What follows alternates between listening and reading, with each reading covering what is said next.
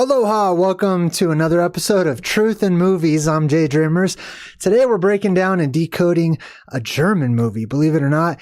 A great family flick. If you want to, find a nice Truth in Movies family night, this is the one. It's called Jim Button and the Wild 13. And if you follow my content, then you're already going to know that this whole movie is just chock full of Mount Meru symbolism, Rupus Nigra, the Phantom Islands at the North Pole, especially Hyperborea. It's all about that. So I'm hoping my audio is good. Looks like the audio is good. I see a lot of people jumping into the chat. And my brother, what's up? Straight Jacket White Rabbit is in the chat too. Good to see you. High five, bro. All right, let's check out this movie together. Shall we? Jim Button and the Wild 13. Now, we're going to start things off in some unknown place.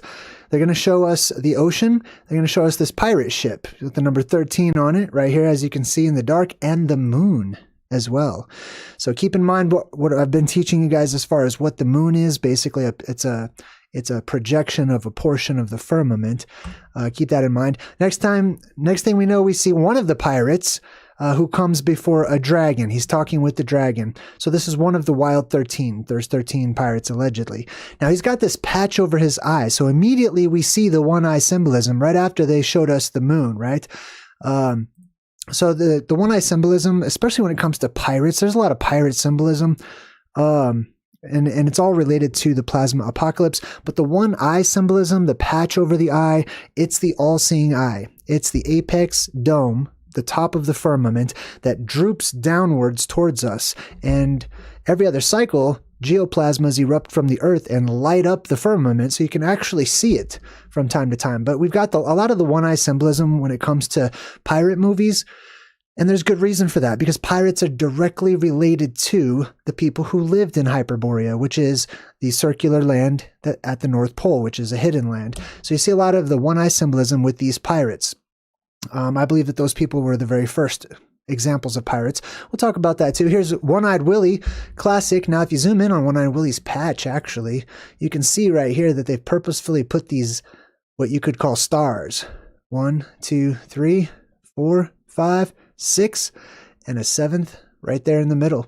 You'll find these stars on ancient writings and drawings and stuff like that. They put these 7 stars up in the sky all the time. It represents the North Pole. Now, here's the one eye in the sky symbolism. You're going to see the eye versus the beam that comes up from this magnetic mountain called Rupus Nigra, or Mount Meru, at the center of the world. Here's one form of ancient map from antiquity that actually features the quadrant island, the circular island split into 4 sections, or the circle squared.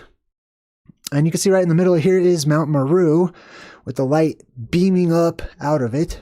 You could interpret that as. Keep that in mind. We're going to talk all about what Mount Meru is, what Rupus Nigra is, what do these maps have to do with the movie, and everything, okay? Here's a Mercator's version of it. Same type of thing here, right? So there's a beam that shoots up out of this mountain. It's a beam of ionized gas. Every once in a while, the Earth will release massive amounts of gas from inside of it because the hollow Earth is full of gigantic plants and stuff. So it's just building up a massive supply of oxygen to one day release up here to the surface, so we get a brand new oxidation event. Here we go again. Here's Mount Meru again. Just some pictures that I made. You can see the beam that shoots up out of it. So all those gases rush up and they become ionized, which means they turn into plasma. And the mountain itself just oozes plasma up out of it. Now, this is very life-giving plasma. This is a good plasma. This is not the type of plasma that will hurt you or burn you or electrocute you. This is a cold plasma. I mean, there will be electricity involved, but here's some ancient ways that this same thing was drawn. We have the beam of light that shoots up from the earth. Different people make it different colors, and it goes straight up to the apex dome. So this is not a planet. This is not a spaceship or a mothership. This is an actual portion of the firmament that shines down. And keep in mind, this pattern that you see, this 8-pointed star, that's also going to show up in some pirate symbolism here in a minute. Now, here's some example of modern sky beams. When the conditions are right and the atmosphere has a lot of waters or water vapor, crystals, stuff like that, then these sky pillars, these light pillars, they'll start to branch out as they get higher up. Now, the one in the middle of the world will branch out into this shape right here. This is the Anglo-Saxon world tree. It's called the Irminsul. You can see Mount Meru right here at the bottom. Beam of light shooting up out of it and then branching out. Now, this particular shape in the ancient world was called the Vav. It was a connector piece. So this light was seen as connecting the earth to the sky. Now, let's look up the word Pog. Right? Pog is the same as peg. That's what this is. This is a peg. The Vav in the ancient world, especially to the Phoenicians and the ancient Hebrew people, they saw this beam of light and they saw it connected the earth to the sky. So it was known as the connector, something that hooks onto something else, something that connects to something else, like a nail or a peg or something, right? So we look up the word peg, which is why we're going to PAG, pag, same thing. And it means a stake, as you can see here, or a pole. But it comes from the Latin pangere, which means to fix or to fasten, something that fastens onto something else. Also can imply something that catches or seizes or grasps something else, much like a hook. So the pog symbolism, or the peg, you could say, the column, the pillar, all these different words that describe this beam of light that shoots up out of the sky. It's also represented by a hook. So for example, in Moana, Maui has his hook, and it even glows blue, just like the blue beam should. Here's the modern letter Vav. This is sort of a calligraphy version of it. And as you can see, this is literally what it means. It means a peg, right? It means a connector piece. And actually the letter itself, when used when writing, in the Hebrew language, it's a connector. It means and. So it connects one concept with another concept, and we get the word and. So it all connects. Oftentimes it represents just a spike or a peg or a thorn, you could say, right? And that's what that blue beam is. Now, because it's also a hook, that's where we get the hooks with the pirates. Not a lot of pirates, especially pirate captains, would have had hooks for hands, eye patches, peg legs. This would not make a very good seafaring captain, okay? They didn't all come with that. They like you to believe that, maybe a lot of them, had gangrene, body parts were just falling off all the time, or sharks bit them off, or alligators, or whatever it may be. So they had these peg legs. The peg is just symbolic. That's all it is. Same thing with the hook. It's symbolic for where these particular groups, these families, these bloodlines come from originally.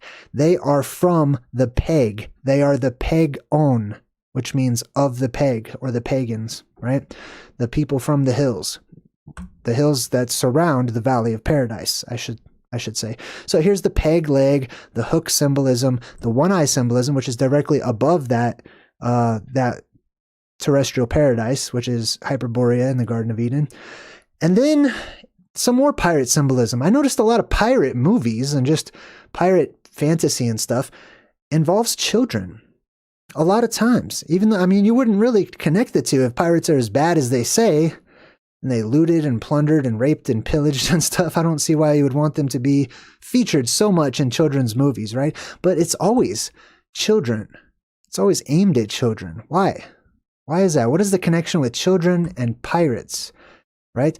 Well, it has to do with us. It has to do with the lost tribe of the Tree of Life. The Tree of Life is that peg that shoots up out of the earth, that pillar, that column, that blue beam, right? And us, who are out here in the Southlands, unaware of its existence, but feeling a call to return home, a call to return to Hyperborea, which happens to be the name of my second book. Feel free to go to my website, JayDreamerZ.com, to get yourself a copy.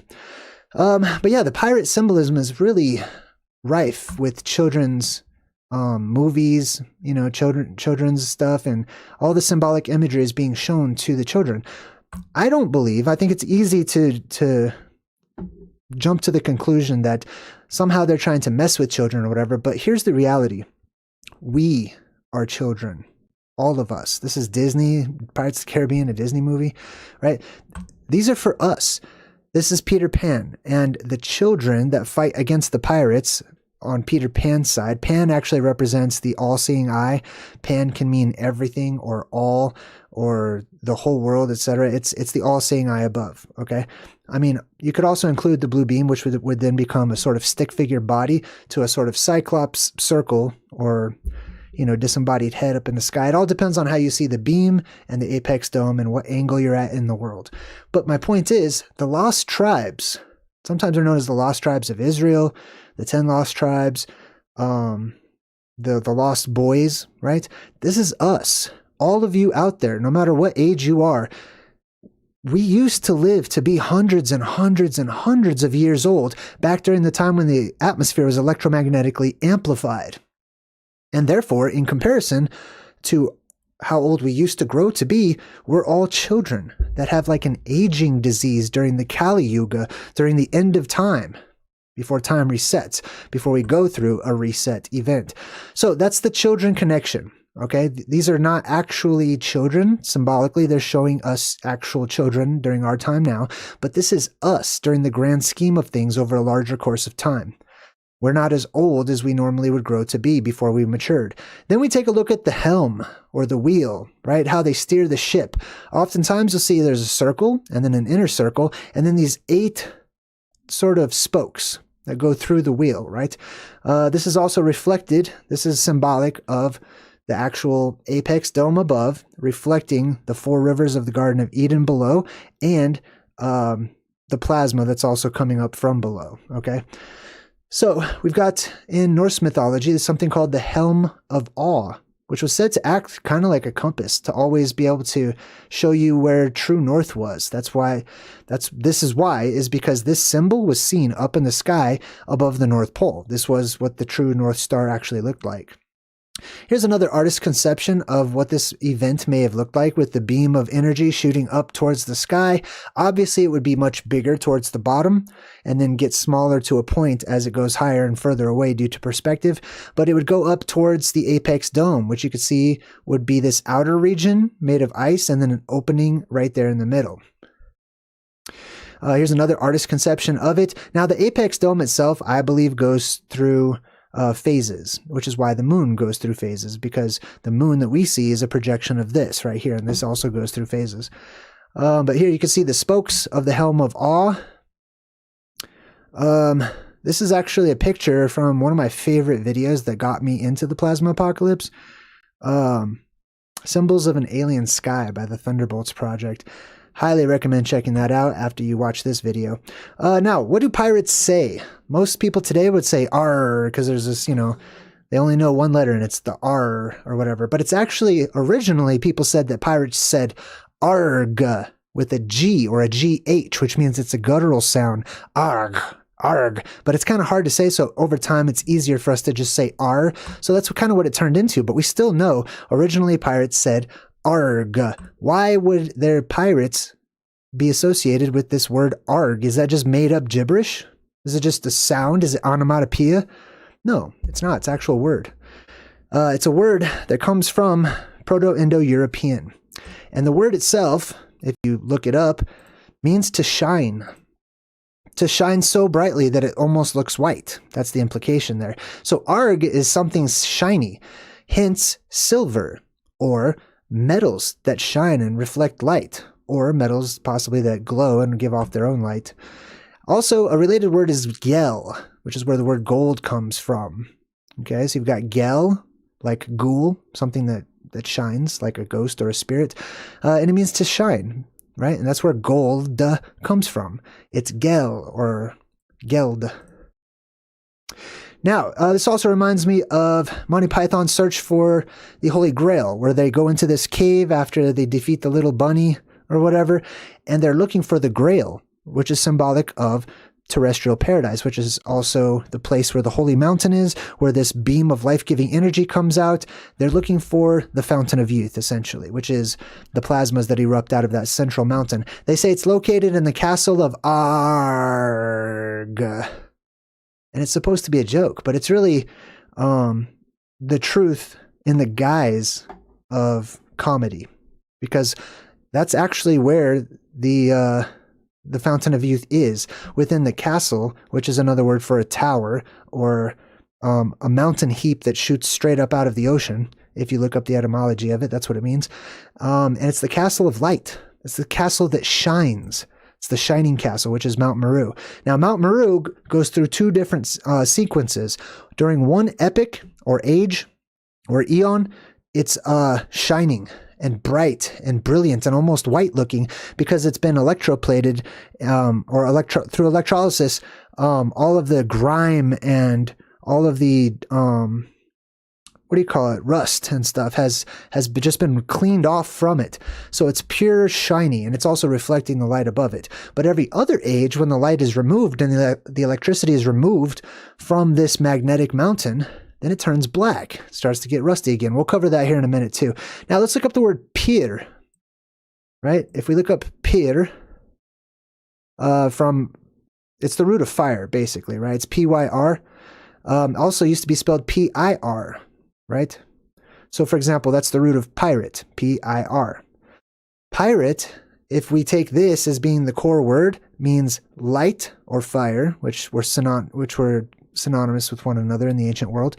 And then ot, just as sort of a plural. It's sort of a feminine plural. So it means those of the fire, or fiery ones, or light ones, or those from the lights, you could say, by implications.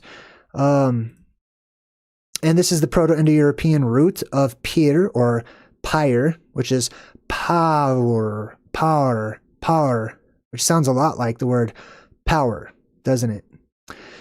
That's right.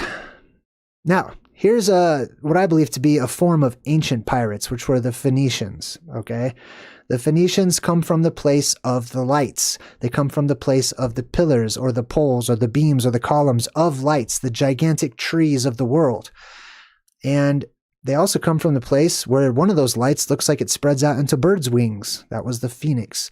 They come from the land of the phoenix. They were called the Phoenicians. They do not originate from ancient Greece or the northern Middle Eastern parts of the world or whatever. They originate from Hyperborea, from the Garden of Eden, basically. And they're one of a few tribes that live there. This is also from the Pirates of the Caribbean movie, just to give you a comparison. So, pyr, P-I-R, also means fire. Now, if you look up pirouette, which has the root pyr in it, it also says pyr is, the word pyr also meant peg. So not only does it mean fire, it means stake, column, pillar, all these words, right? So we've got a lot of connections. Also, you've got the skull and the crossbones.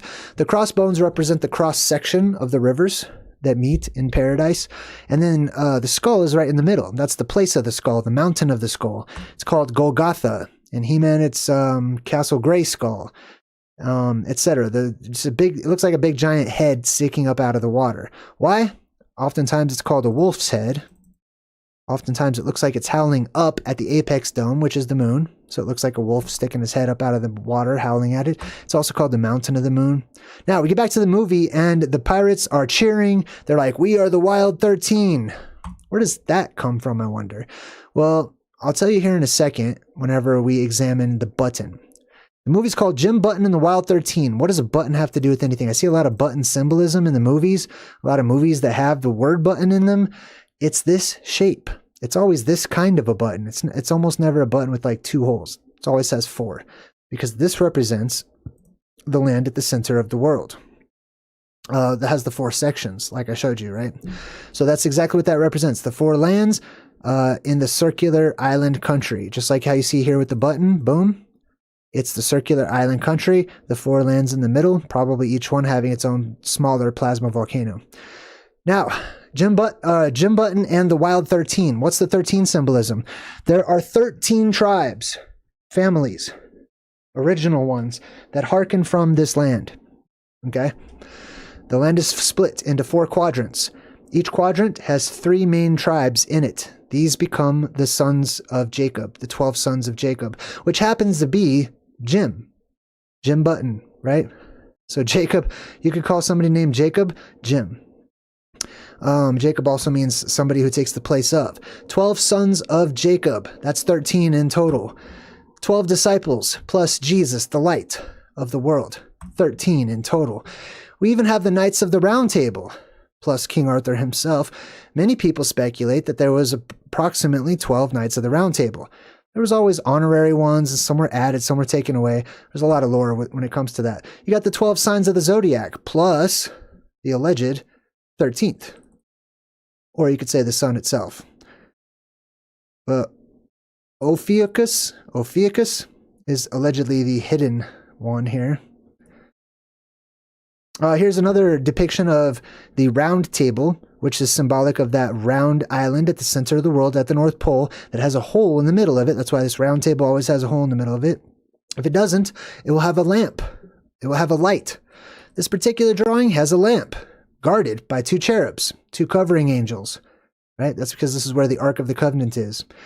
And this strange-looking lamp right there in the middle, which looks to me like it has freaking Mount Meru right there on top of it and a beam shooting up. And take note of the rainbow. I'm going to cover the rainbow here in a minute too, because the movie covers the rainbow, but that's the button symbolism. It's simply the circle squared, right? Those 4 lands. That's why you see it in Coraline. It represents passage to another place. It represents the Pillars of Hercules. It represents going into another world, transitioning between this world, the outside world or the Southlands, and those to the north, which if you go down into the earth becomes the west. Here it is again. Here's the button of the earth. This is also, a button is something that holds everything else together. That's what this land does. This land is crucial to holding the rest of our world together. This land is the heart of the earth. This land provides the energy to the earth. This land acts as the battery to the very earth itself. And we're going to cover that into more detail here in just a minute. Hold on, wait a minute. Did I see something else I wanted to cover? No, not yet. I'll come back to that.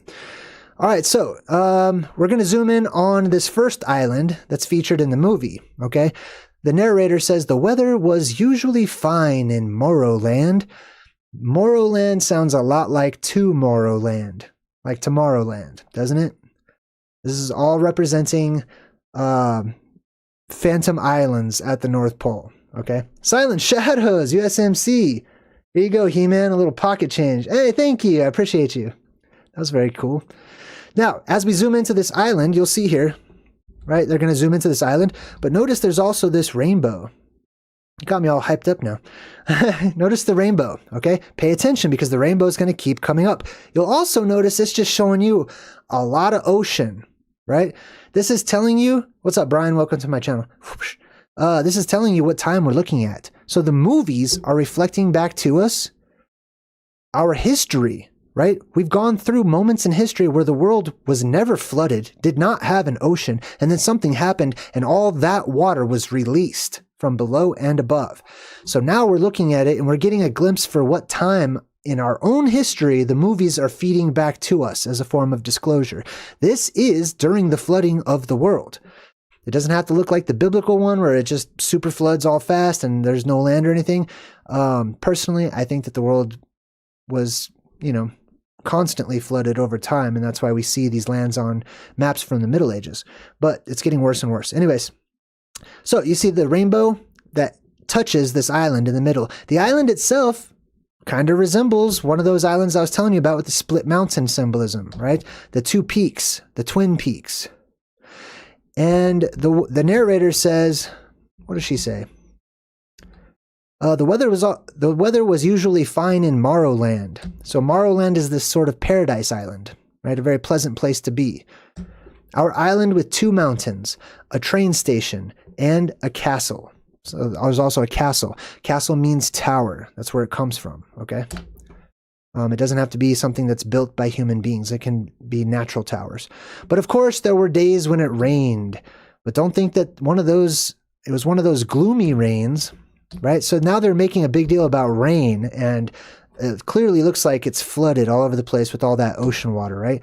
This is where I believe they actually are physically. So this is the Urbano Monte map I showed you earlier. This down here at the bottom is the Euphrates River. This is the Holy Land, the North Pole land. Just off to the side, we have another little island in the middle, right? I've talked about anode islands and cathode islands. I'll explain that more as we go, so stick with me and I'll explain what that means. But this is where I believe they actually are. This is an island of life. It's an island of energy. It's an island of growth and a beautiful place to live. But as you can see, they're not in Hyperborea. They're not in the Garden of Eden. But we're going to follow them as they go there. Now, this guy Luke, he's this train driver, and he says, by the way, Luke means light. He says, "Man, that's some weather out there. The fog is like pea soup." Now we're starting to get somewhere, right? Fog. So the movie is giving us clues as to where this is. If it's here, where I speculate, we would naturally have all around the outside of Hyperborea over here. Let me zoom out, actually. So because there's such a pressure differential between the surface world and the inner Earth, that pressure is released through these holes in the Earth, aka volcanoes and cracks and crevices and caves and stuff, right? So at the middle of this map, there's a huge opening, which is Rupus Nigra. Okay, it's a plasma volcano at the center of the world. There's a zephyr, which is a warm inner Earth wind that comes up out of it. It meets with the Arctic cold. So all the way around this island, where you have where it starts to get cold, and so there's a temperature. I feel like I got a hiccup. There's a temper differential.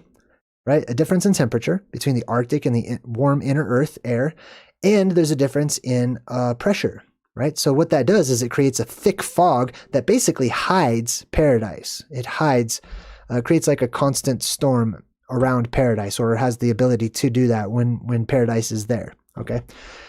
He says, "Some weather out there, the fog is like pea soup." Now they go out into the fog, and as you can see, you could barely see this little ship that's over here. There's a bunch of debris in the water and stuff. So some ship has crashed and dropped all of its debris. Now I'm going to explain the ships crashing, the shipwrecks, and the shipwreck island symbolism here as we go. So pay attention. This guy, he's a mailman. The mailman is coming to the island to deliver the mail.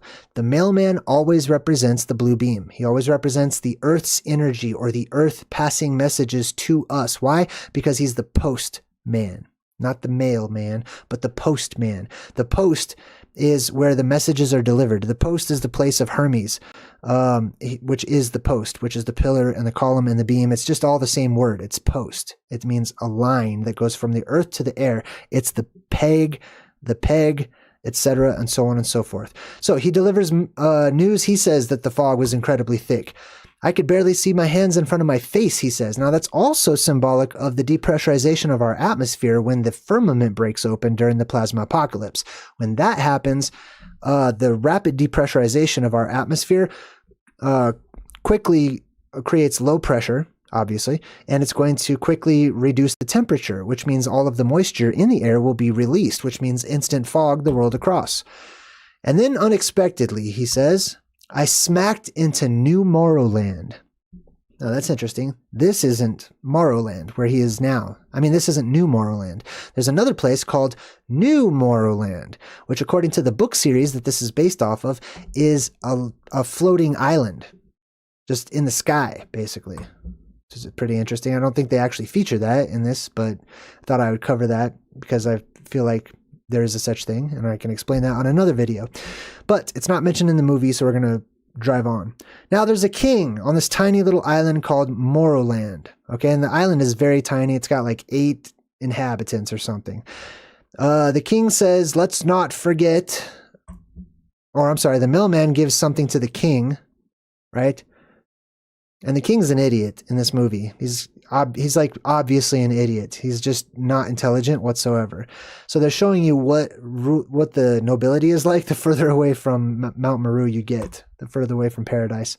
So these two start talking. Luke and his wife, Mrs. What, who is a question herself.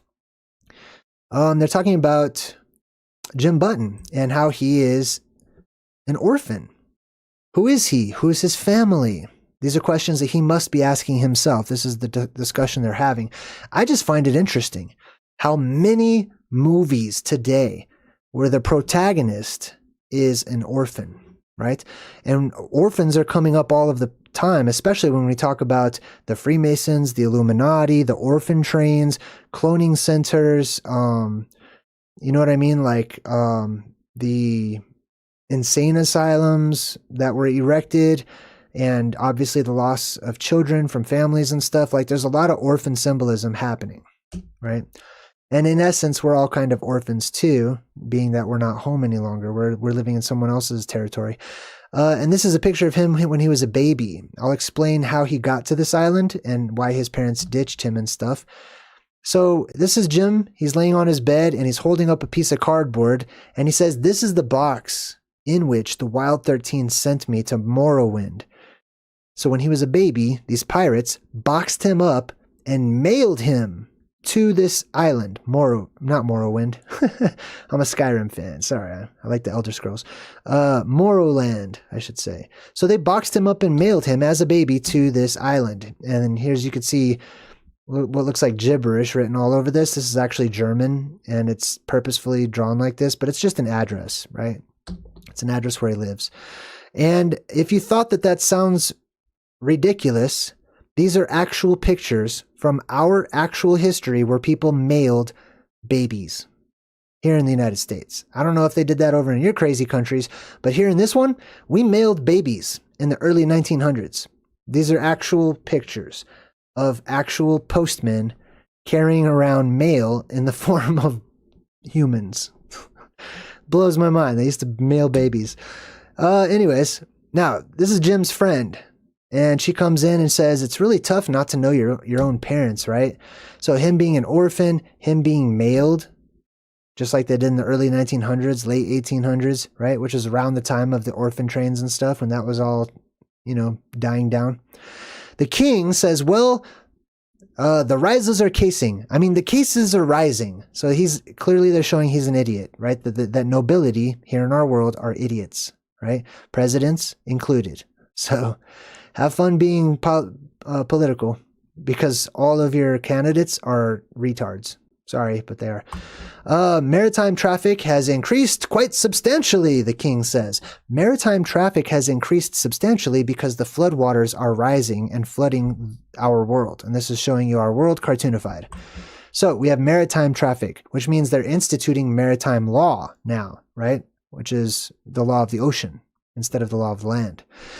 What we need is a lighthouse, they say. So they need a lighthouse. Why? Because that ship just crashed into their island. So they need a lighthouse. That's a big deal. Lighthouse symbolism always, what this means is they don't have the light of the world.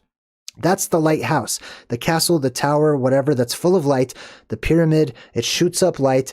And you know where the island is because you see the light coming right up out of it. That's why we invented lighthouses. That's the origin. They're actually natural. They're natural occurrences. We had to make them and recreate what nature already does naturally. So C3PO, what's up, dude? I see you in the chat. High five. So this lighthouse symbolism, if there is no lighthouse, if the lighthouse crashes, if it gets demolished, if it sinks under the water or whatever, that's symbolic of that blue beam of energy retracting, okay? And that cycle being over. And when that happens, we have the floodwaters introduced. When the light reappears, the floodwaters are all taken away during atmospheric depressurization. So we get another hint as to which time in our actual history this movie is referring to and teaching us about, because movies are disclosure. We need a lighthouse. That means they lived during the time of the water apocalypse. That means the lights have already retracted. The geoplasmas, those gases, have stopped coming up out of the hollow earth. So they say we could ask Mr. Turtur. There's a guy named Mr. Turtur. And this woman objects. She says, no, Mr. Turtur lives too far away, far, far away. Okay, now they're making a big deal about it, which means I'm interested. I want to know more about this symbolically. In Mirror Desert, right in the middle. So whoever Mr. Turtur is, he lives right in the middle of Mirror Desert, a desert that's named after a mirror, a reflective desert, you could say. Right? We'll come back to Mr. Turtur as well.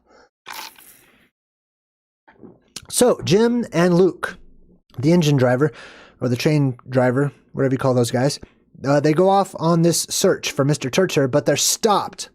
They have a side quest because they meet this mermaid chick. The mermaid's like, please follow me to Great Guru Moosh Magnetic Rocks. The Great Guru Moosh Magnetic Rocks. It's not gibberish. Guru is a wise person. Moosh is short for mesh, or it's Moses basically, which means to pull up out of the water. So a wise person that comes up out of the water. Also the beam of light, Jesus being baptized, etc. And it's also GG, Great Guru Moosh, which is Aleph, Bet, Gimel, the third letter in Hebrew, the third letter in the Phoenician alphabet, which is actually a G, or a C, you could say. It's also the number 3, so 3-3, Great Gurumush. Magnetic rocks. The magnetic rock of this world, the largest one, is Mount Meru. It's Rupus nigra. It's a black rock because it's a gigantic magnet made from magnetite, most likely. And it's 33 French miles in diameter. So 33 represents Mount Meru, the magnetic mountain. GG, CC, 33, etc. She says, my great-great-great-great-grandfather, the very first Sea King, had it constructed long, long ago. Well, that's, what's that dude's name? What's the dude with the what's the sea god's name? I totally forgot. What's that guy? King Triton? Is that what his name is? I forget. You know what I'm talking about.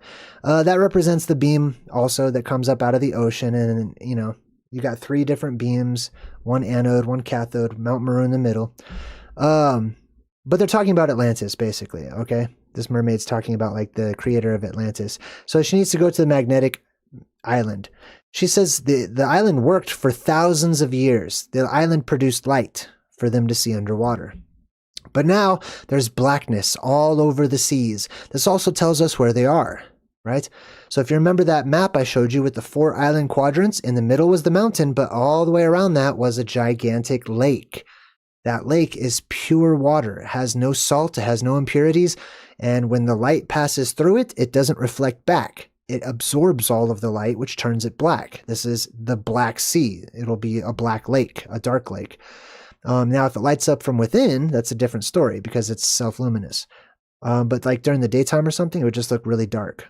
The aquatic lights no longer light up. So this is also a reference to which time in our history we're looking at. The time when the beams of light retracted, the water world, the blue sky, the time we live in now. This is our beginnings. She says that she's looking for the crystal of eternity. So she needs to find this crystal of eternity so she can get married or whatever. And that's another reference to, like the land of Oz being made out of like crystal substances, all the crystals that grow inside of the earth. Not to mention it could be a reference to the ice dome, which is above us as well. It requires assistance from a fire creature. So a fire creature, right, a dragon or a beam of plasma, a filament of plasma from above, is required in order to find this crystal of eternity. She says, now the fire creatures are our biggest enemies. So he says, all right, we're going to head to the Gurumush magnetic rock, and they see it off in the distance. Here it is. Notice it's 2 towers.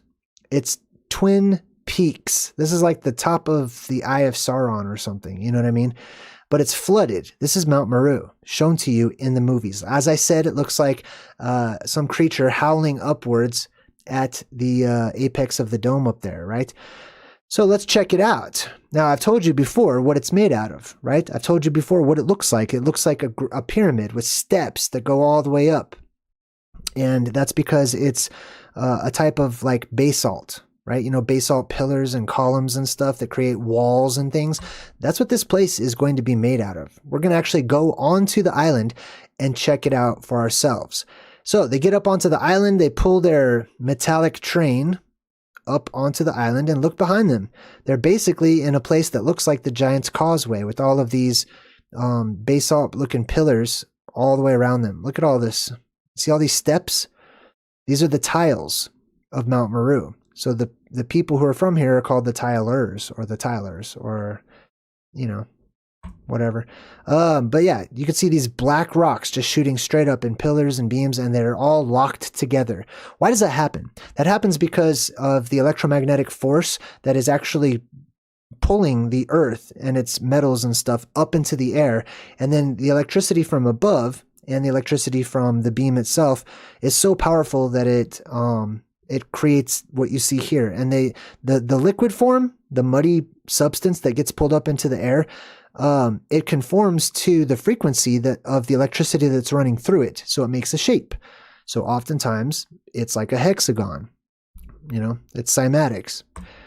Let's see, they say the source of the lights is from up there. So there's some sort of source of the lights to this mountain made out of a giant magnet, which is not turned on yet, so the magnetism is not yet working, has lights that it's supposed to produce. So they walk up, they climb up the little, these are the cliffs of insanity as well. So outside of the Garden of Eden also has these, okay?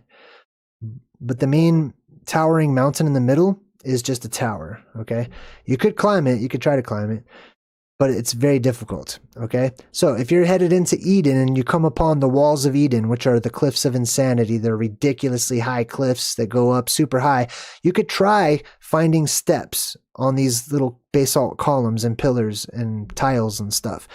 Or you could be wise and you could take a tunnel, which there are. There are probably, I would guess, according to tradition, 3 tunnels for every quadrant on that island, which equates to 12 gates that lead into paradise, right? So they start climbing up. You can't really see it. It's kind of dark right here, but they're climbing up these basalt steps, okay? These huge, lofty steps.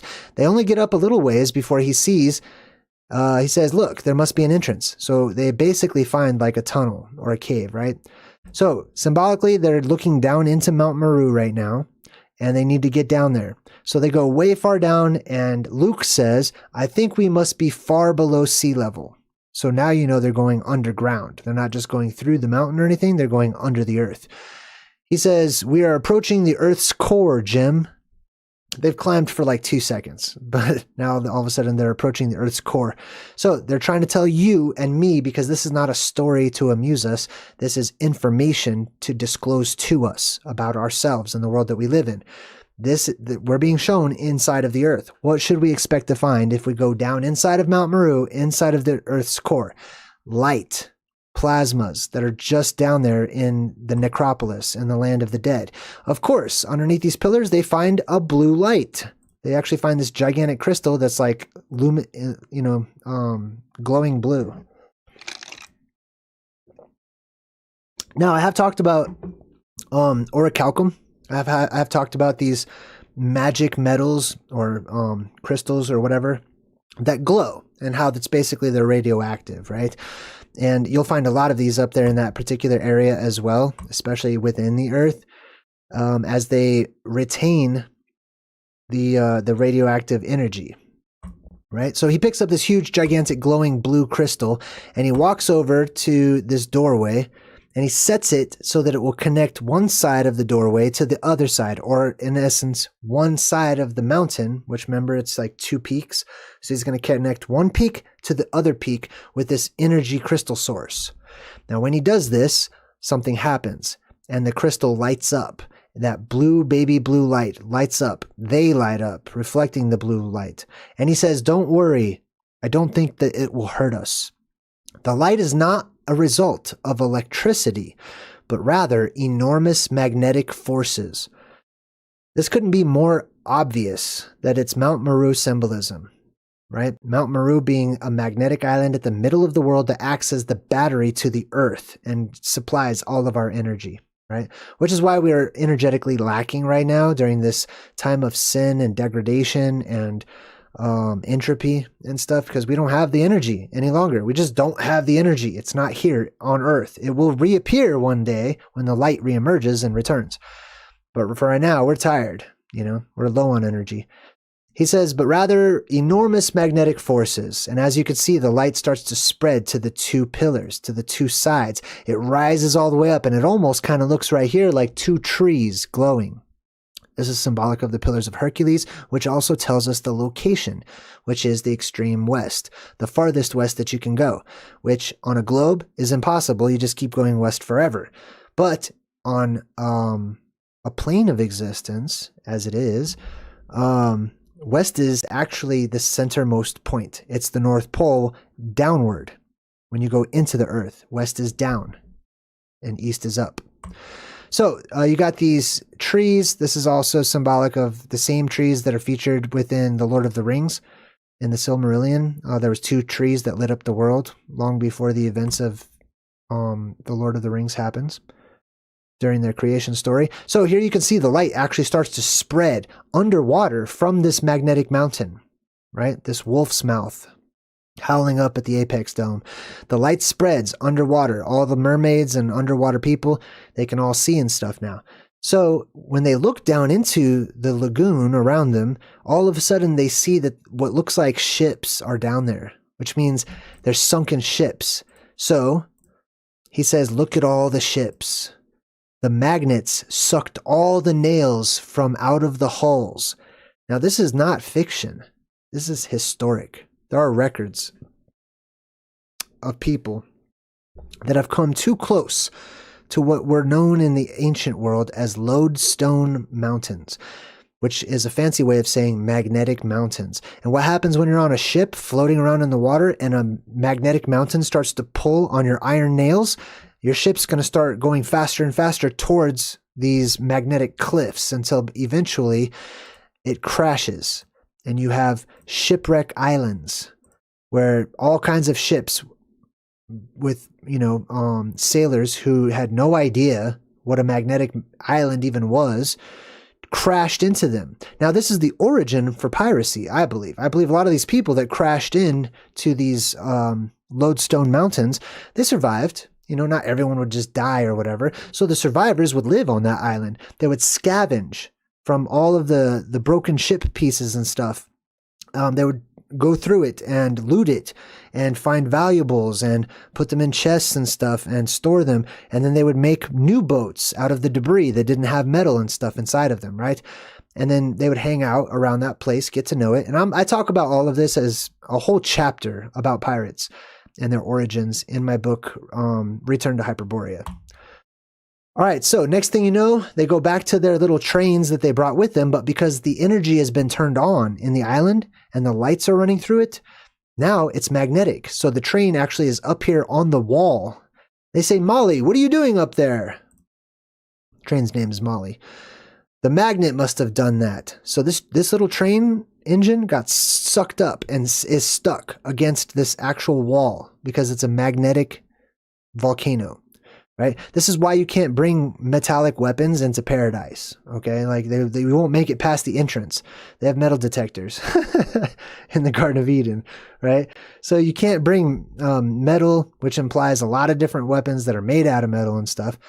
So, anyways, what they do is they figure out a way to make this sort of perpetual motion machine using magnets. They jump back into the other train, which for some reason didn't get sucked to the wall. And here they are flying through the air.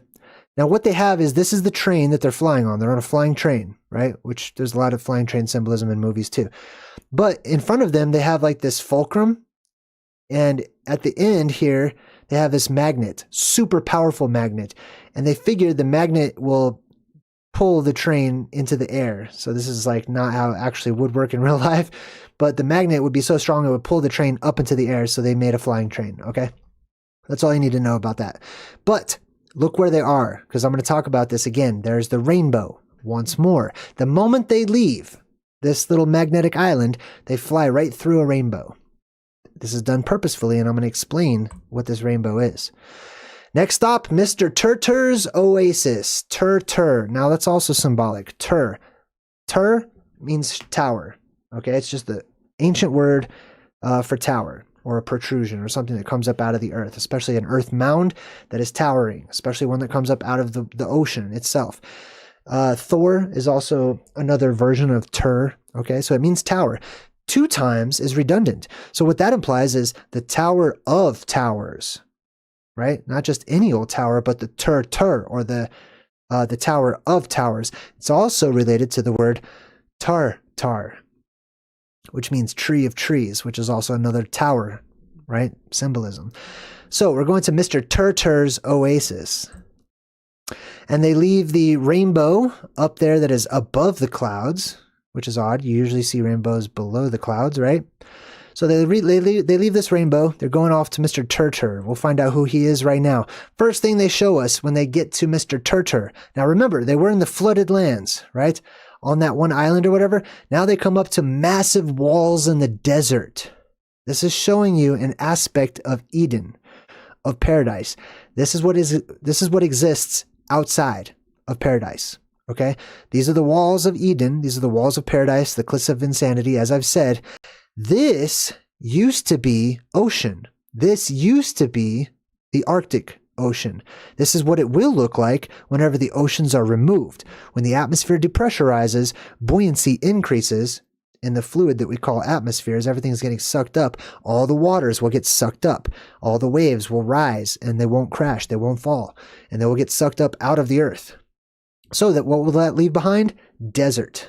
All over the place. And the desert will meet right next to high and lofty walls, which is the entrance to the Garden of Eden, right? So they fly over this desert, right? They're flying across the desert. Now, this is basically the Arctic Circle where they are, okay? So if we look at the map here, this is Mercator's map, you can see there's walls all the way around. This is not like a mountain range like the Colorado Rockies.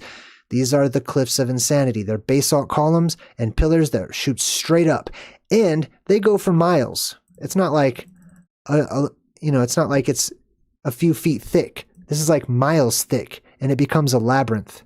So there's a labyrinth all the way around paradise. So if you want to try to get through it, you'll have to go through the labyrinth of all these crazy walls. Some might have dead ends or whatever. And this takes us to a fictitious map. This is the Wizard of Oz. This is the land of Oz on a map. So in the middle here, we have Oz, or Emerald City, I should say. Okay.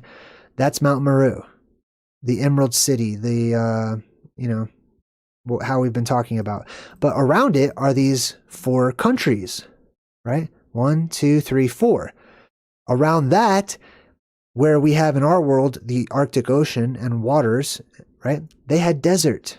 So if you look at it, it says at the top here, the impassable desert at the top. The side desert is called the deadly desert, right? Anyways, you get the point, right? There's all this desert all the way around the land of Oz, right? And that's where they are now. So they're basically in the deadly desert in the land of Oz, just outside of Oz, I should say, right? So they're looking around and he says, there's Mr. Turtur. So the Tree of Trees. Let's see what this guy looks like who's named after the Tree of Trees. Oh, he's a giant. He's like a titanic giant. And he's over there crying and he says, what did I do? He's actually a squatter man. He's literally squatting with his arms up in the air. That's mind-blowing. That represents Atlas, you know what I mean? All that stuff. He says, what did I do to make you take my house and my water?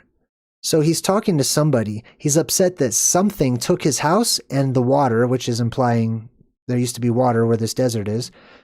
You cruel, cruel beast. So some sort of beast in our actual world, if the movie is conveying some truth to us about what has happened and therefore prophetically what will happen, right? Some sort of a beast comes up out of the Arctic Ocean that does away with all of the water and reveals desert and takes over somebody's house. This is straight from the book of Revelation. So the closer they get to him, the smaller he appears, until eventually he's smaller than they are.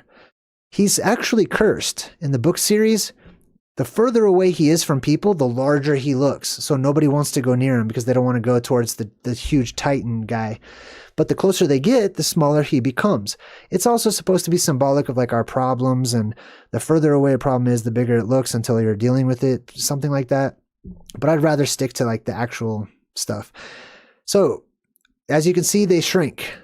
Or he shrinks, right? This happens in our world. I've seen a lot of YouTube channels and people who are like showing you videos of like giants walking around on the tops of mountains. Those are not giants, okay? Those are people, regular sized people. But what happens is the light spreads out as it comes to us from where they are. So because it spreads out, it spreads the image out. So, this is not like a forest below the feet of a giant woman. It looks like she's holding on. It looks like they're snapping pictures, right? This is grass and a person standing up there. The image is amplified through the optics and the medium of our atmosphere. So they meet this little half-breed hippo dragon deal, and he says, they took my beloved volcano away from me. So he's been kicked off of his island, which is a volcanic island full of dragons. Keep that in mind. Now we have 2 islands. We have 3, okay? We've got the island full of grass and life called Morrow Island. or Morrowland. We've got another one that is the land for where he's from, which is volcanic and full of dragons, and not a lot of stuff lives there. Then we have another one, which is a magnetic mountain that looks like a mouth rising up out of the ocean that produces light. Keep these 3 islands in mind. So this guy, Luke, is like, dude, we should totally take him back to that magnetic rock and let him live there. He'd love it. So they say, the Gurumush magnetic rock needs a new guard. You want to go? He's like, well, it's a dreadful rock in the savage barbarian sea. That's also a placement. That also tells us where this place is. It's in the barbarian sea. I don't think I have that map pulled up right now. Okay, hold on. Let me see if I can get that map, because I forgot to take a picture of it. We got a lot to cover. I'm not even going to try it. Forget it. So my point is, on those maps, it says Scythian Sea or Tartarian Sea. That's the exact same thing as the Barbarian Sea. Okay, so that's telling you a location. So he's like, okay, I could drill my very own lava well there. He's all excited to go back to that magnetic island. They get there, they take him there, they say, yeah, look around, check it out. And then the mermaid finds this glowing crystal. It's the crystal of eternity or whatever that she's been looking for, which was at this magnetic rock island the entire time. So she grabs it. She's excited. She can get married now or whatever. And then they go back. Let's see, then tell us how we can find the Wild 13. Oh, okay, so then they go back to like the other island where they have this golden dragon that's supposed to be able to answer any question. Okay, I'm skipping around a little bit, but don't worry about it. It's not important. So they ask this dragon, where do we find the Wild 13? Because the Wild 13 pirates stole that little train that was stuck to the wall. That's the short story, okay? So the dragon, the golden dragon, says, outfit a ship with weapons. Remember, metallic, right? Set adrift in wind and wave.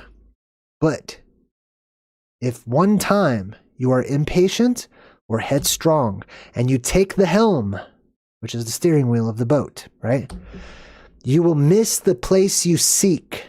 This is crucial.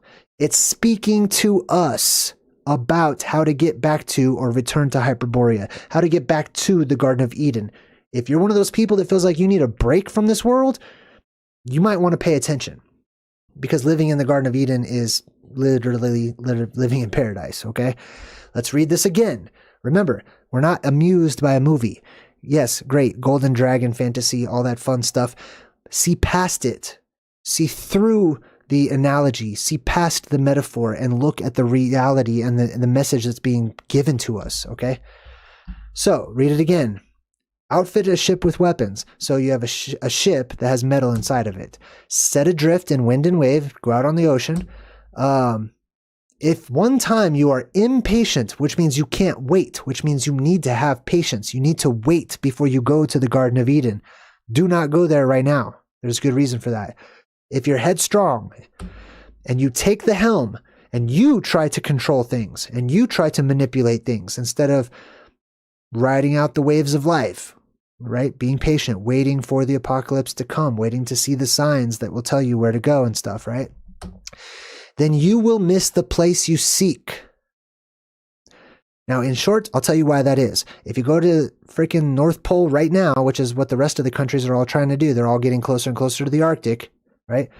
That place is going to be burned to a crisp from fires from above, according to prophecy. That is the camp of the saints. The camp of the saints in the book of Revelation is destined to be burned up. That whole place will be cleansed before we, the lost tribe, return home. Okay? There will be a huge army that gathers all the way around that central island. They're all going to die. So I don't recommend, all these people are like, I really want to go. Let's go right now. Let's just go there since we know where it is. No, you need to be patient. You need to wait. I used to think the same thing myself, but then I continued to study and I learned. The wind will guide you until you spy the bloody red sails. Be aware that the Wild 13 are a merciless crew and have never been vanquished. So that's the 12 tribes at the center of the world, plus the middle one, which is whoever lives on the island of Mount Meru, which is basically the priestly tribe, right? Which are not usually considered a part of the others. They hail from the unconquerable fortress of Storm Eye. So the Wild 13, which represents the original 13 bloodlines or tribes or whatever from the center of the world or the heart of the earth, are from a place called Storm Eye. That's the eye of the storm. That's the place directly where the eye is, in the middle of the surrounding worldwide tempest that happens whenever that dome breaks open and the atmosphere depressurizes. Come on, can I get a high five? Can I get one? I'm excited, man. I know I can sound a little monotone. It's only because I have so much to present. I'm so sorry. But damn, that's good stuff. If I don't, let me pat myself on the back just for a second. I know you guys want to give me a hug. I want to give you guys a hug too. Hold on. I need to drink this. All right, cool. Now the dragon goes on to say, from the horrible land that must not be. So there's some sort of horrible land that must not be. This is why it's good to be up on riddles. If you go out on this, if you go out on a quest, you might want to have someone strong physically or whatever, but you need to have someone intellectually strong too, so they can figure out all these crazy riddles that are probably going to come your way. From the horrible land that must not be, amidst the eye of the storm. So whatever horrible land that must not be or needs to go away is in the middle of the eye of the storm. We're talking about the same place, paradise. Okay? When that light is there, it's considered paradise. When that light is gone, it's not considered paradise. It's considered a terrible place that has bad energy. Okay? That's Mount Meru. It goes from good to bad as we go through electromagnetic polarity shifts in our world. She says, you will see a star before you as they're going to the island that must not be, that is in the eye of the storm. You will see a star before you. Which I'm telling you right now is the moon above, that apex dome. All that is odd shall be made even. That means all that is wrong shall be made right. Okay? This is a complete flip energetically in this world. The world now is satanic. The world now is evil. The world now is full of negative energy, or even lacking energy, I should say. And therefore, it's the season of Satan, you could say, right? I make the case for that being the case. All that is odd shall be made even. Everything bad will be good again. So they're going out, they see the Wild 13 in their telescope, and they say, there they are. Those dirty scoundrels who send postal packages with kids in them. Like, come on. You couldn't be more deliberate talking about the Freemasons, right? Who have the 13 bloodlines or whatever. That's the same thing. So now they're on this blue ship. The red one is coming at them. And they notice the pirates from the 13 all look the same. And they take a look at all these different pirates. They're the exact same guy, right? So you can see all 13 of them. There's actually 12 because they're idiots and they can't count.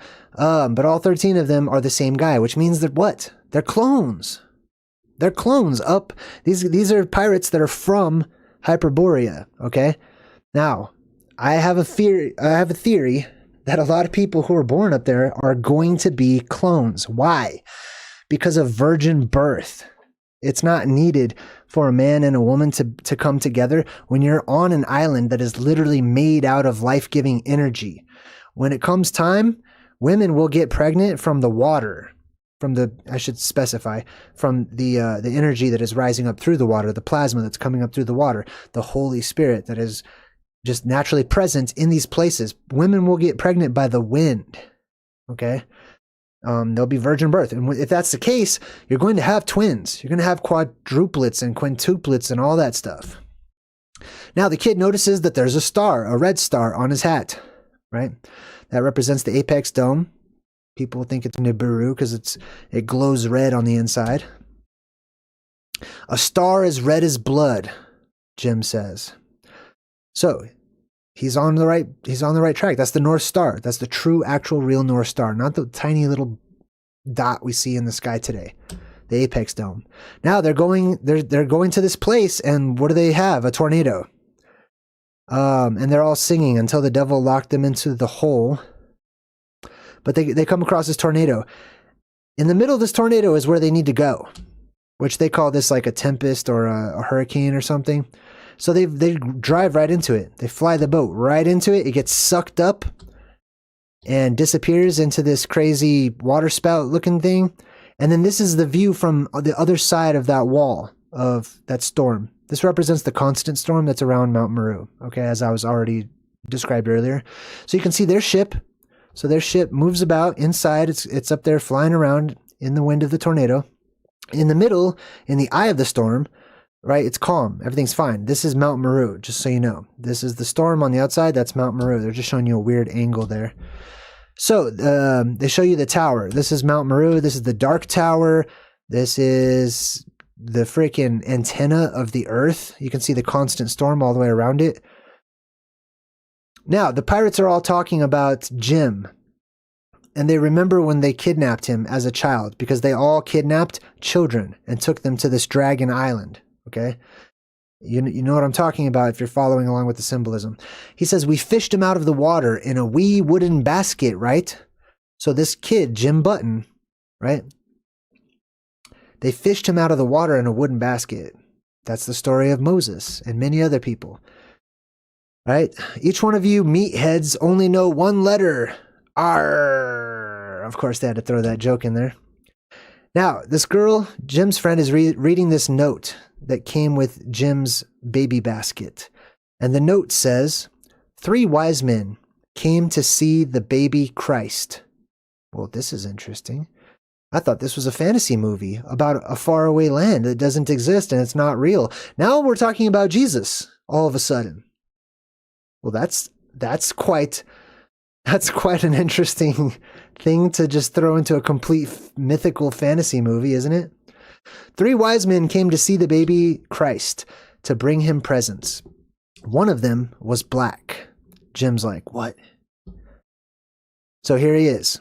This is one of the wise men. As you can see, African-American guy. That's Jim's dad. He was a king, which means he was nobility. The king lost his great and mighty kingdom when the dragons sank it to the sea. Now, it's not really dragons that sink anything to the sea. It's that people see these plasma filaments descending from above after they break through the firmament. And they associate seeing those dragons with the floodwaters and stuff like that. So they blame it on the dragons. So the dragons sank this guy's island to the sea.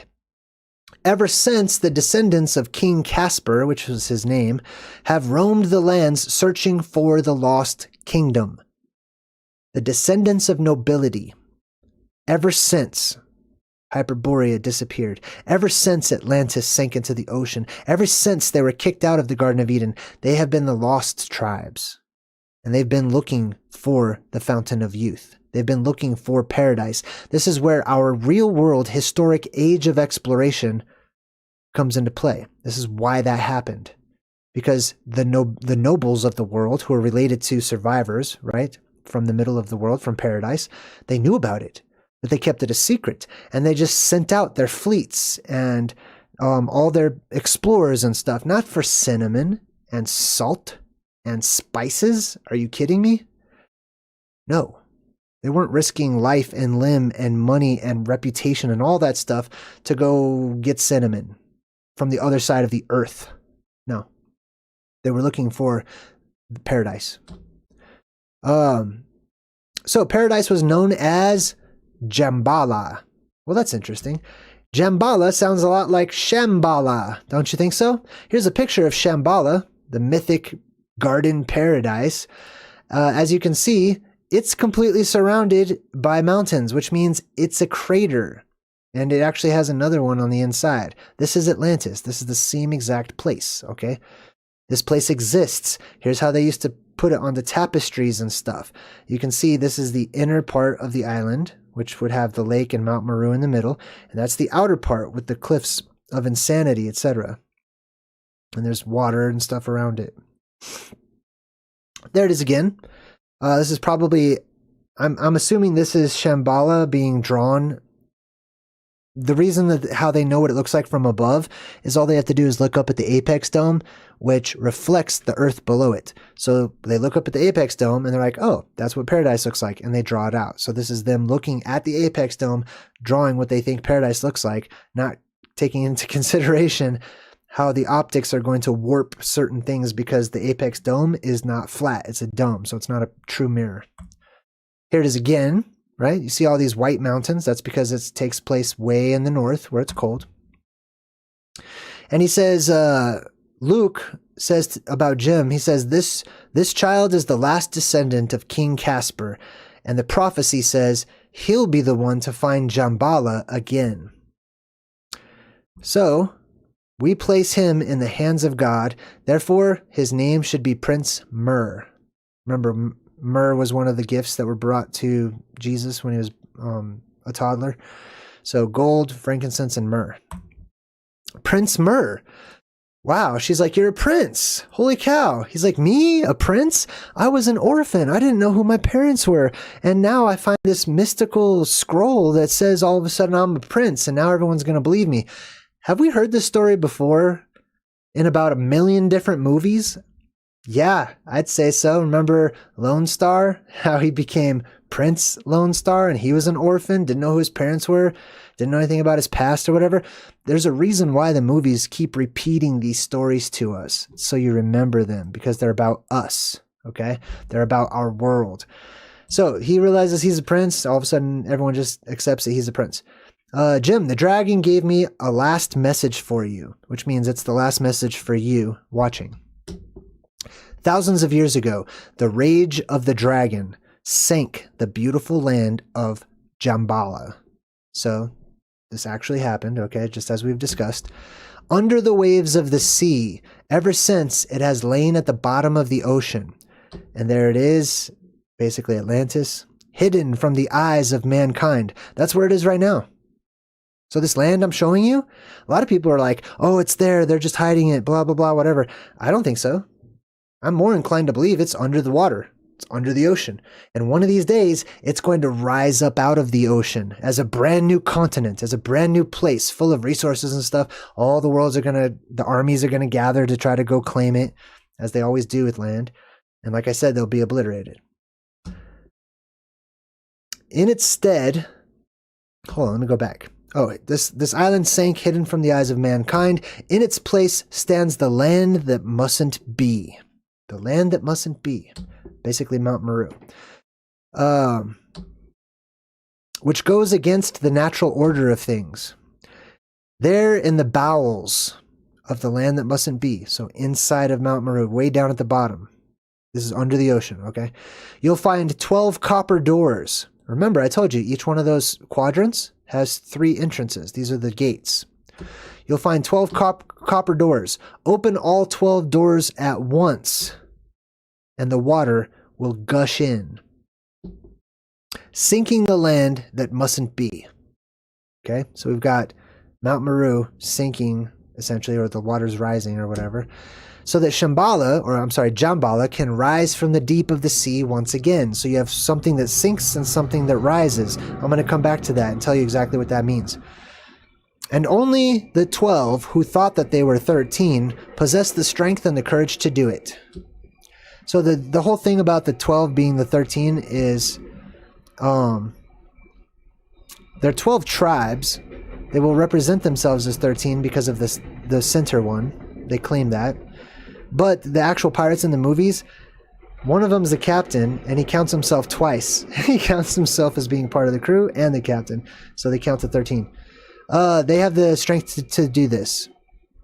What was bound will be free, says the dragon. What was foe will be friend. This is a lot to do with the animals and telepathy being restored to our world, right? Like tigers and bears and stuff. Like, you'll be able to talk to them, so it'll be less scary. What was bound will be free. All the stuff that's hidden under the ocean, all the stuff that is hidden under, the surface and stuff, that stuff's going to rise up once more, and we'll see it. Everything will be made clear, and we'll understand much better then. And that which was odd will be made even, will be henceforth made even again for all eternity. Now, beware when people say all eternity, okay? That means for all of the next age, it's limited.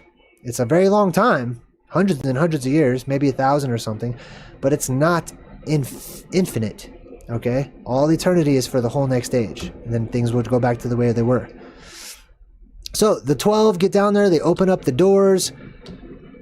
These two are looking up at Mount Meru, basically, surrounded by the eternal storm. They say, for the land that must not be, the end is coming. So this is the apocalypse of Eden, okay? Which means they all need to leave. They all need to get kicked out of Eden. They say, heave ho, boom. They open up the doors. By the way, there's a spiral staircase right in the middle. This would represent the blue beam that goes up out of Mount Meru and touches the sky, right? The water rushes in through all these doors, starts flooding the whole place. So Mount Meru is being flooded from the inside out. Boom. And you'll watch as it all starts to come down. So it all starts to sink as the waters rise. I mean, is it sinking or are the waters rising? That's really the question, right? It looks like it's sinking, but depends on your perspective. The waters could be rising, and it just looks like it's sinking. You know what I mean? So either way, Atlantis is gone, and now you're left with the water world. Just endless water everywhere, right? This is showing our real history, what I call our ancient oblivion. Now, this guy looks down into the water because his buddy Luke was down in there with the pirates, and he's like, Luke, don't leave me alone. Remember, Luke means light. Luke went down into the water with everyone else, but Luke pops up from inside of the water, right? And so do the 13 pirates or 12 pirates. So what does this mean? This means that a remnant of, there's actually 12 pirates, remember that. So the 12 bloodlines of those from Hyperborea survive.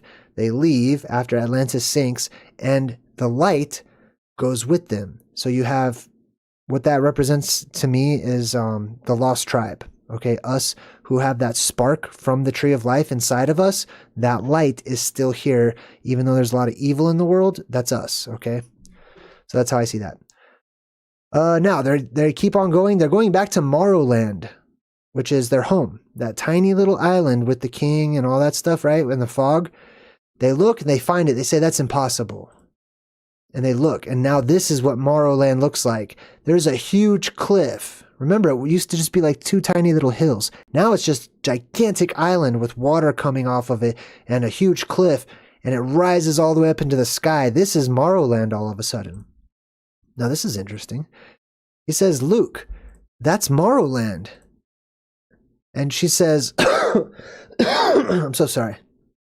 She says, this is what the dragon predicted. The land that must not be will sink. So you got one island will sink. When that island sinks, Jambala will rise from the ocean, will rise from the sea. So one island sinks and the other one rises. Like the other end of a big scale, she says. That's Jambala, which is the same as Morrowland or Tomorrowland or whatever you want to say, right? So it's a huge island now. It looks like it's clearly a volcanic island, right? Which it is. Boom, you see that? Same thing. Now, I'm going to explain what this is to you. And hold on to your, put your seatbelt on, okay? But, like I said, we started off over here. This is Morrowland. Do I have a picture of it? Well, here's another map. Same exact type of map. This is Urbano Monti's map of the Arctic.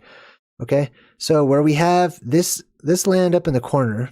Remember that I showed you that's where we started, was up here? This is Morrowland, right here. Right? And this is paradise over here, right?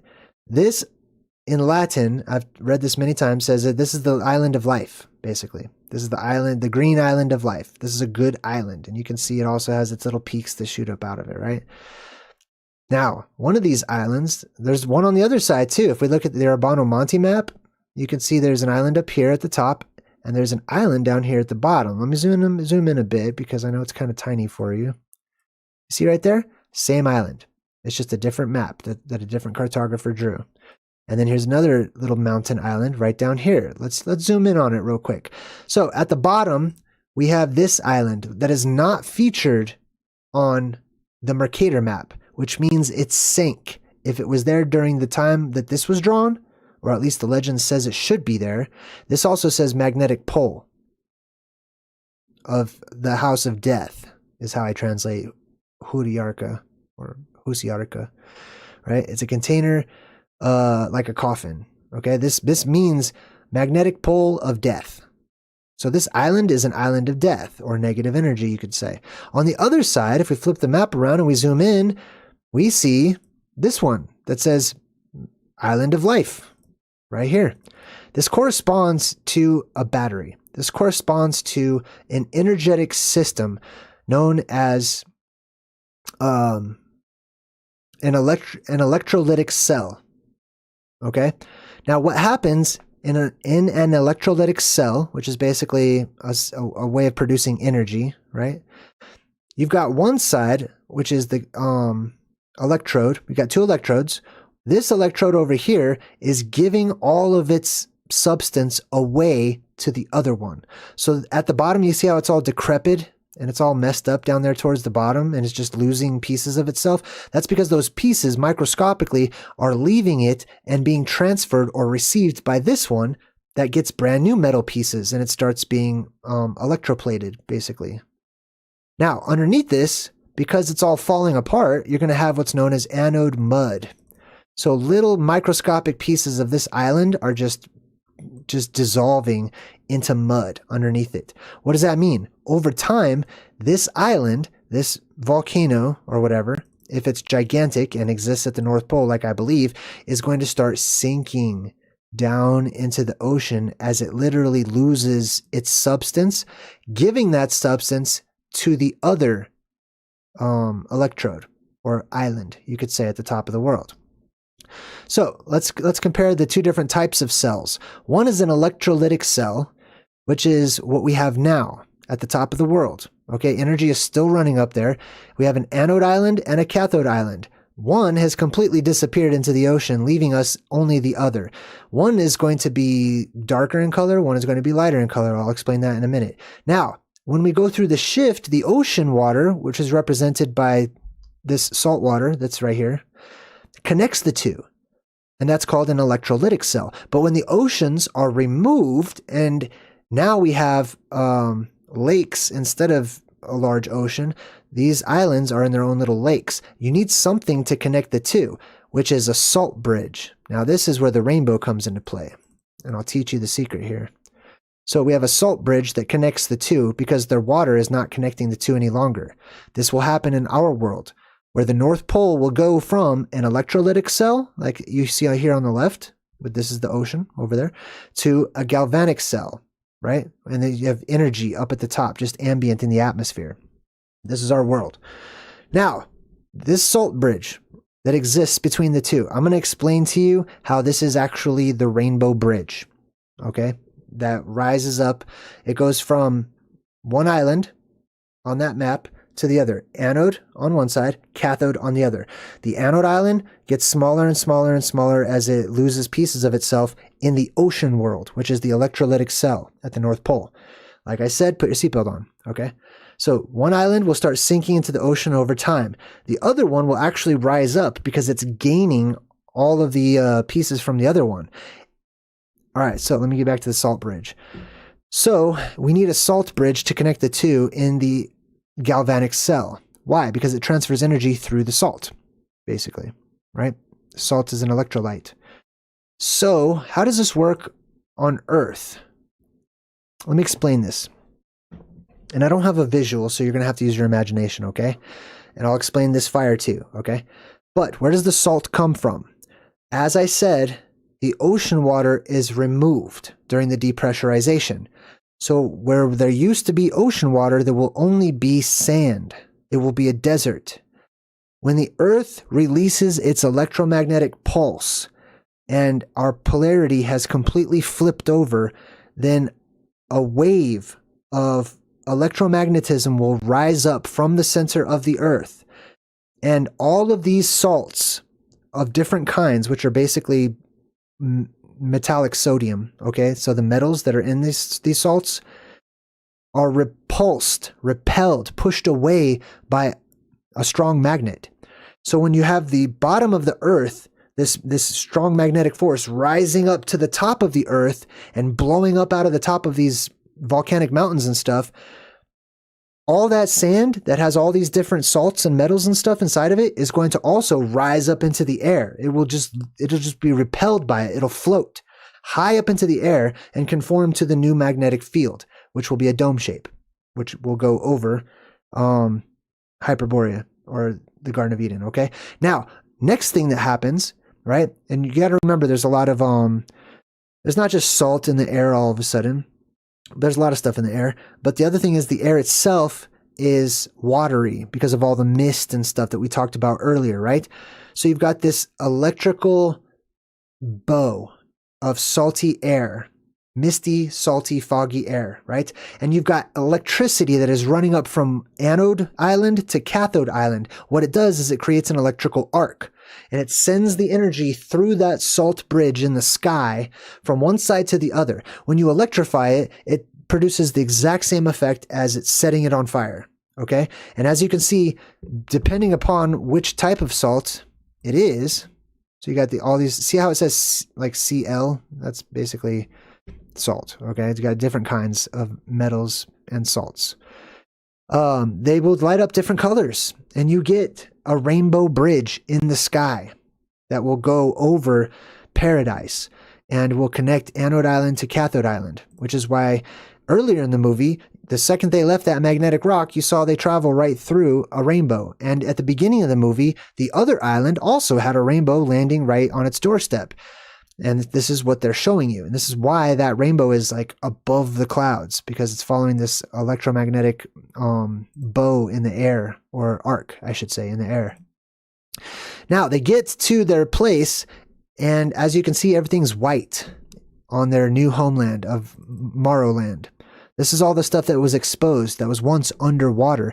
Now you see how it's all white? Right? One island will always be white. The Dragon Island at the beginning of the movie was black. You can't even see it. I didn't even take a picture of it at the beginning, but this is like the lava black dead other island. This is the anode island, right? And the other one is the cathode island.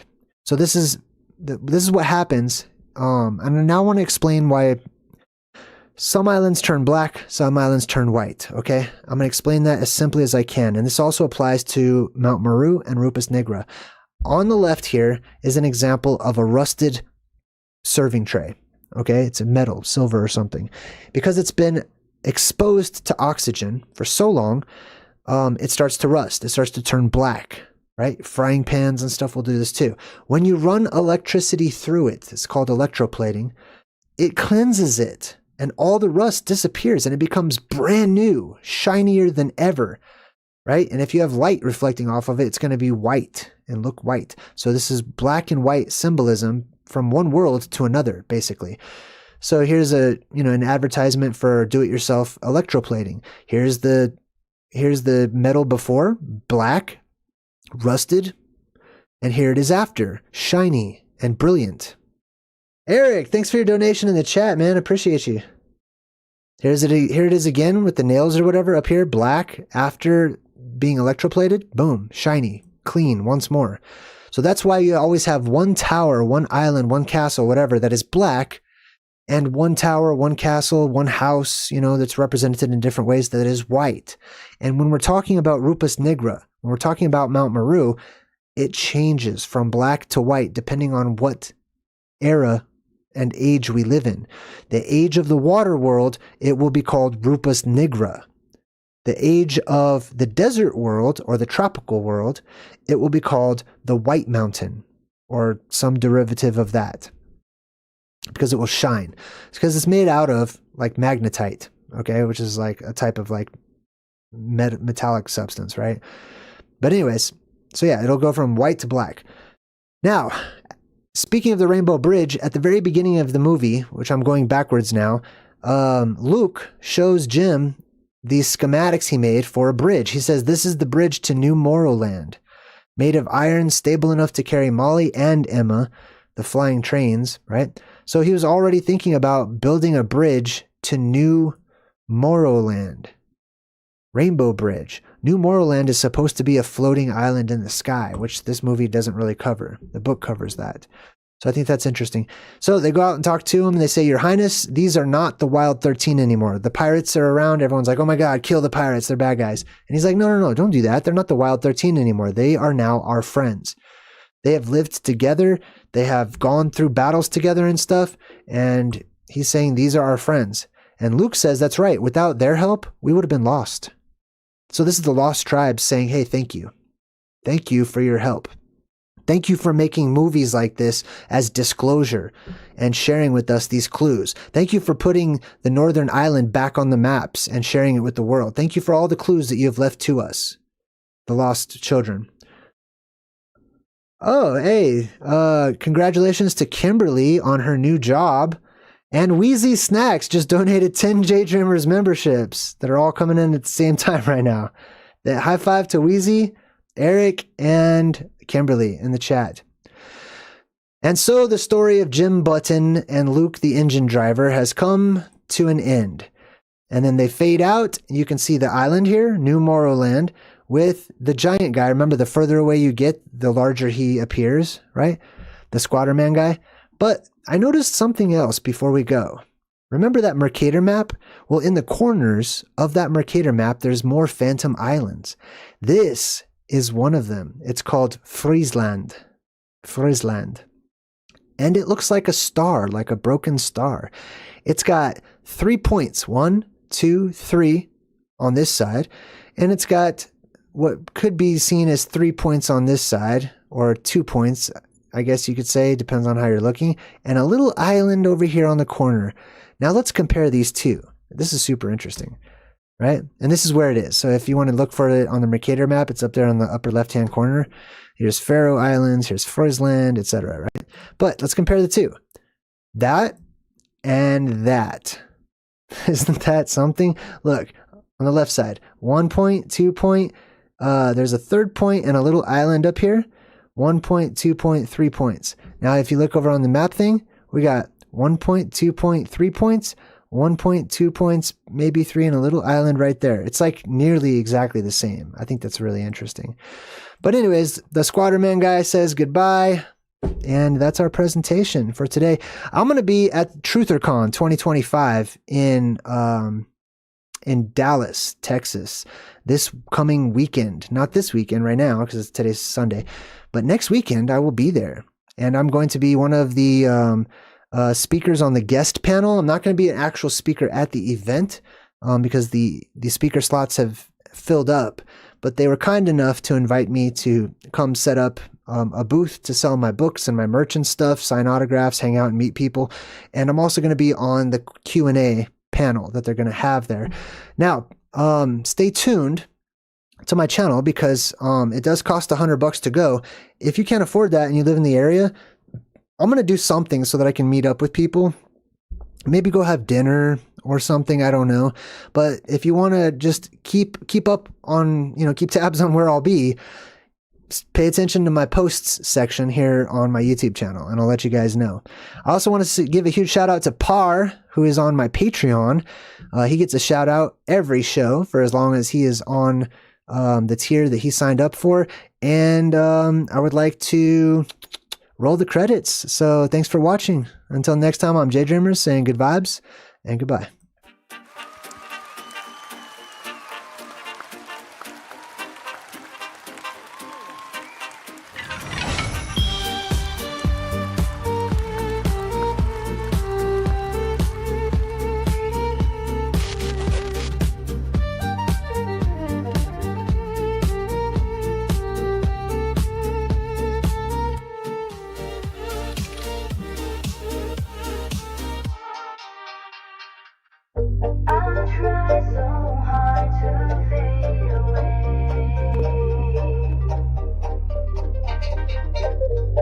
Something's forcing me to stay. It'd be easier on me if I turned away to flee. But there's something holding on in the way of being long gone. There's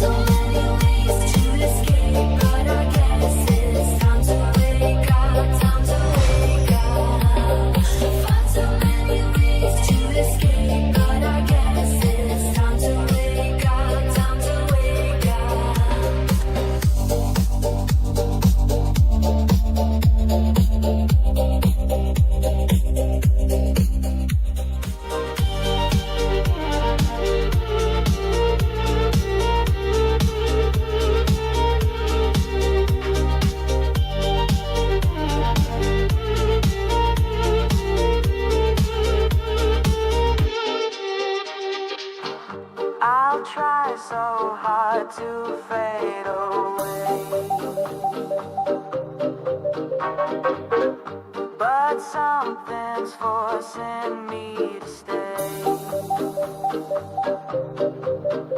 It'd be easier for me if I turn away to flee. But there's something holding on in the way of being long gone. There's so many ways to escape, but I guess it's time to wake up, time to wake up. Far too many ways to escape, but I guess it's time to wake up, time to wake up. Time to wake up, time to wake up.